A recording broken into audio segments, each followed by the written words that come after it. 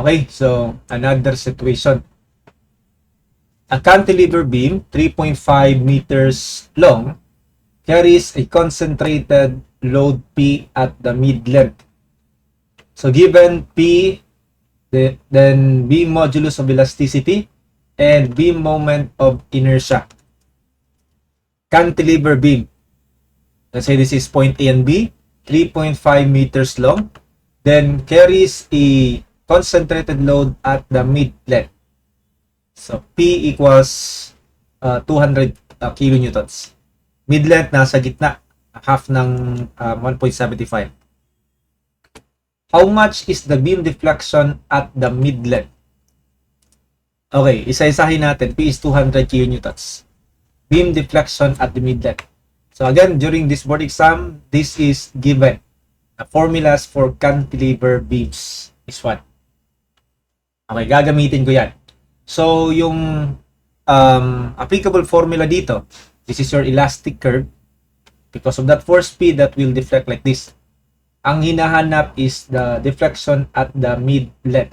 This is the deflection, mid-length. Well, we have a deflection, maximum deflection at the free end. But ito yung hinahanap, mid-length deflection.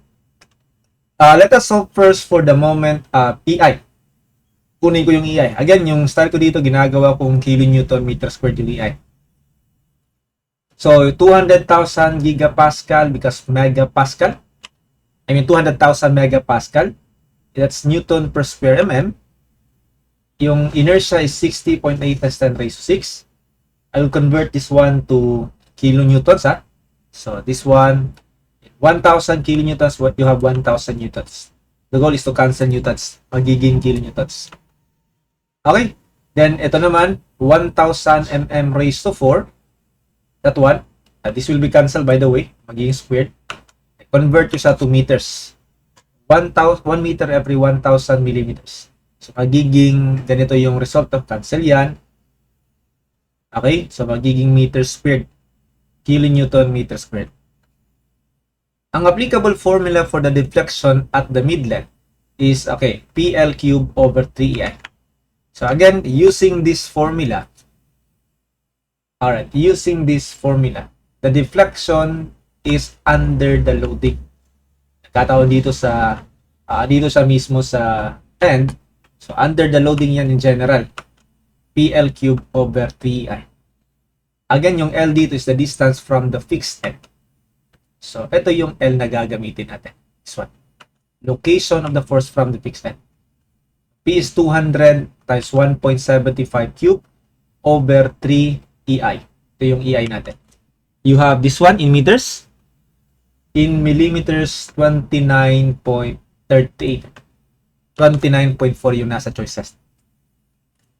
We are not calculating this one. No? Yung hinahanap lang is only this mid-length. Number 41. What force should be applied at the free end to prevent deflection? So, lalagyan daw natin ng force dito to prevent deflection at the free end. This one. Okay, so, in actual, there is no deflection. Ito yung ating elastic curve. Of course, mayroong deflection between the length kasi may force. Since mayroong force dito, ano daw yung force dyan to prevent deflection at the free end? So, we will just use the superposition. Yung P, yung effect ng deflection ni P dito sa end, tawagin siyang delta P, effect niya sa deflection at the free end if there is no R. Okay, ibabalik naman siya ni R pataas. So, ito yung deflection due to the reaction, due to the force applied at the free end. Babalik siya pataas. So, bali yung superposition method dito, yung deflection pababa due to P, okay, then minus deflection pataas must be equals to the total deflection equals to 0. Ganun yung gagawin natin. Again, be careful sa paggamit ng formula, no? Okay, ang gusto natin dito, yung deflection at the free end due to the load P. So, yung applicable formula dyan is this one. Deflection at the free end. At the free end due to a load P in between the length of the beam. So, eto yung formula. Deflection at the free end.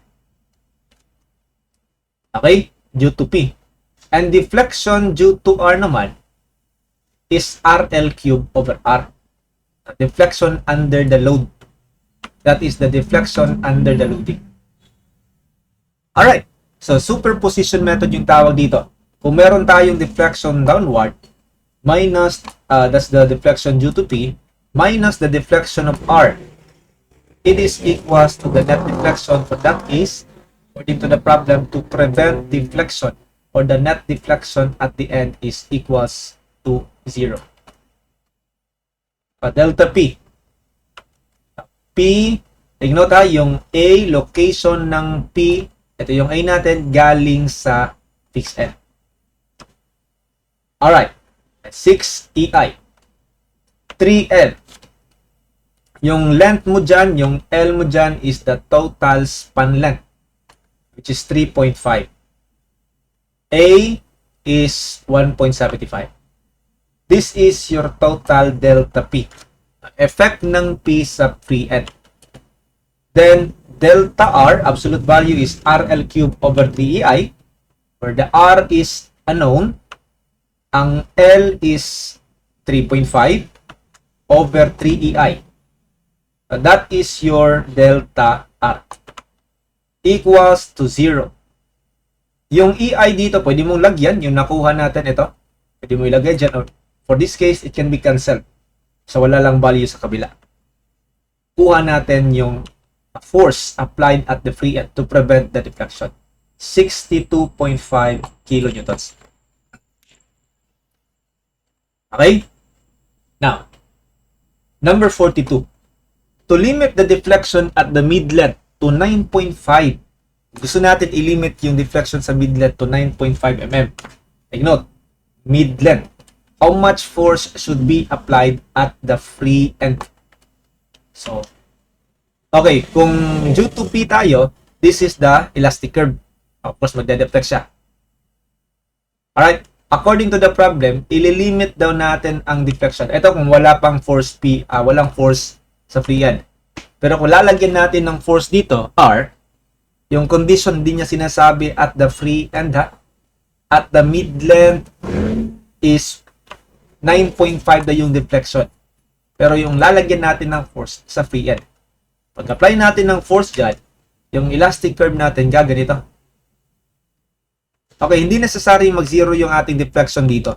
Ang concern dito is the deflection at the free end is limited to 9.5 millimeters or 0.0095 meters. That's the limitation.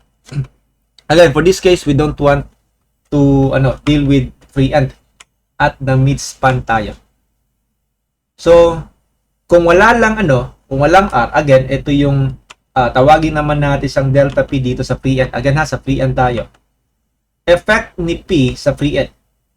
And ito naman ang delta R. Effect ni R sa mid-length.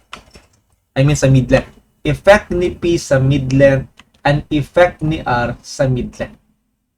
Ang mangyayari dyan, by superposition, it is, alright, delta P, then, paakyat si delta R minus delta R, dapat equal siya sa actual deflection, 9.5 mm. Hindi 0.